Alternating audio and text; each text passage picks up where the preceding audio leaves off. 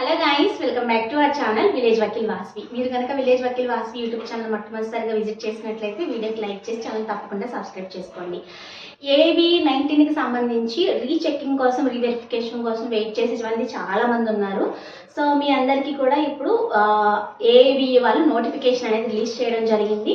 So మీరు గూగుల్కి వెళ్ళి all India bar examination అని సెర్చ్ చేస్తే మీకు ఫస్ట్ వచ్చిన లింక్ క్లిక్ చేయండి, అఫీషియల్ వెబ్సైట్. సో అక్కడ మొట్టమొదటిగా నోటిఫికేషన్ రీచెకింగ్ అండ్ రీవెరిఫికేషన్ గురించే ఉండింది. సో మీకు ఇప్పుడు ఈ వీడియోలో reverification details, fees, dates, last date ఎప్పటికీ, రిజల్ట్ అనేది ఎలా మీకు పంపిస్తారు ఏంటి అదంతా కూడా చెప్తాను. అలాగే ఎవరెవరు ఈ రీవెరిఫికేషన్కి అప్లై చేసుకోవాలనేది కూడా మీకు చెప్తాను. ప్రీవియస్గా రీవెరిఫికేషన్ గురించి వీడియో చేస్తున్నాను. సో ఏమంటే మీరు ఫస్ట్ ఆఫ్ ఆల్ ఎవరైతే కనుక ఈ యొక్క సెట్ కోడ్స్ కానివ్వండి, రిజిస్ట్రేషన్ నెంబర్స్ కానివ్వండి, అంటే కొన్ని అలా రాంగ్ జరిగినప్పుడు మీకు కట్ ఆఫ్ రీచ్ అయినా కూడా మీకు ఫెయిల్ అని రావడమో, లేకపోతే ఒక్కొక్కసారి విత్ హెల్డ్ అని వస్తుంది. అంటే ఫెయిల్ అయిన వాళ్ళు ఏమంటే డెఫినెట్గా మీకు కట్ ఆఫ్కి రీచ్ అవ్వని వాళ్ళకి ఫెయిల్ అనేది వస్తుంది అనమాట. సో ఫెయిల్ కాకుండా విత్ హెల్డ్లో పెడితే రిజల్ట్ అనేది, అంటే ఎన్రోల్మెంట్ సర్టిఫికేట్ అప్లోడ్ చేయని వాళ్ళకి విత్ హెల్డ్ పాస్ అండర్టేకింగ్ పెట్టారు. సో ఎవరైతే ఎన్రోల్మెంట్ సర్టిఫికేట్ అప్లోడ్ చేశారో వారికైతే కనుక మీకు రిజల్ట్ అనేది అప్డేట్ అవుతుంది. సో ఒకసారి మీరు అప్డేట్ అయిందో లేదో చెక్ చేసుకోండి. ఎన్రోల్మెంట్స్ నెంబర్స్ తప్పుపడిన వాళ్ళకైతే అప్డేట్ అయిపోయింది. సో మీరు ఒకసారి చెక్ చేసుకోండి.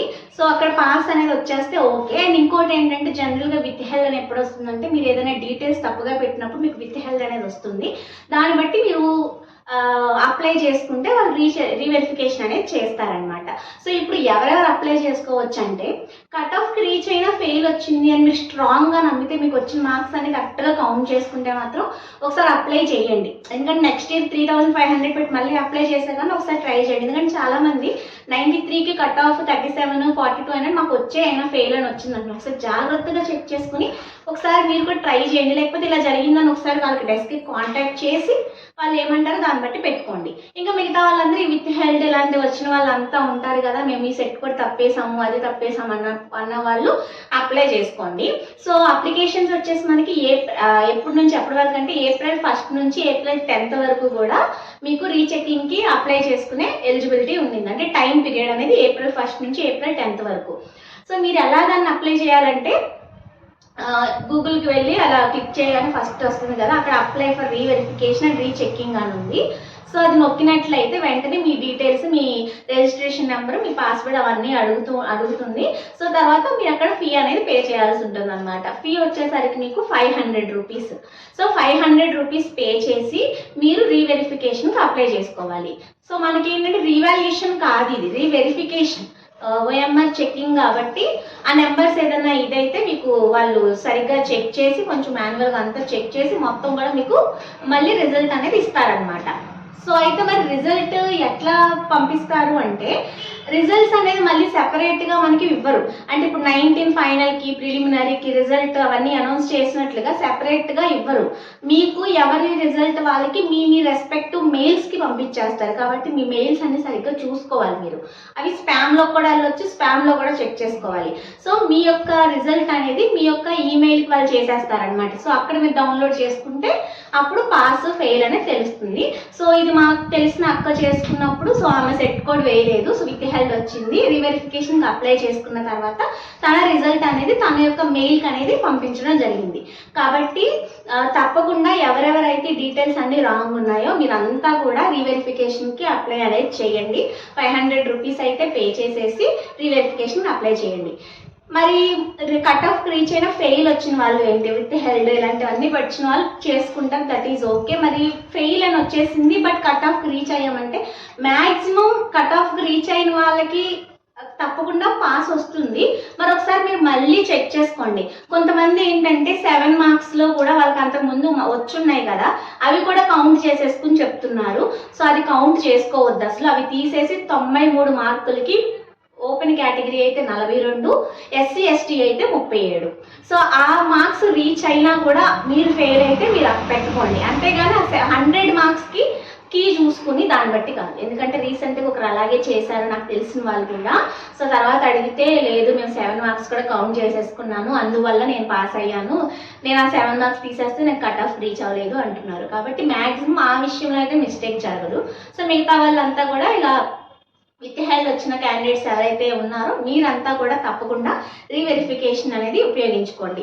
ఏప్రిల్ 10 దాటిపోతే మీరు మళ్ళీ అప్లై చేసుకోవాలన్నా చేసుకోలేరు. అండ్ మోడ్ వచ్చేసరికి ఓన్లీ ఆన్లైన్, వాళ్ళు చెప్పిన మెథడ్లోనే.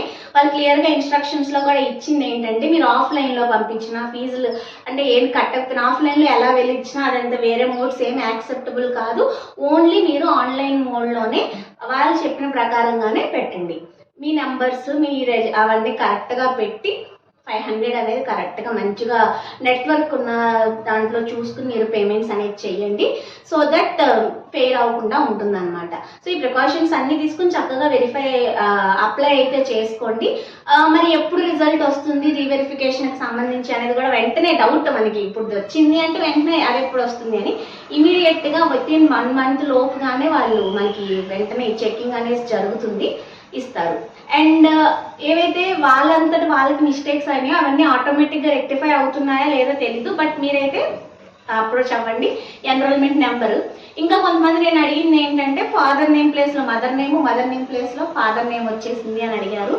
సో ఇమీడియట్గా బార్ కౌన్సిల్ డెస్క్కి కాంటాక్ట్ చేసి చేంజెస్ అనేది చెప్పి మార్పించుకోండి. ఎందుకంటే ఇమీడియట్గా మార్చుకోవాల్సినవి అనమాట.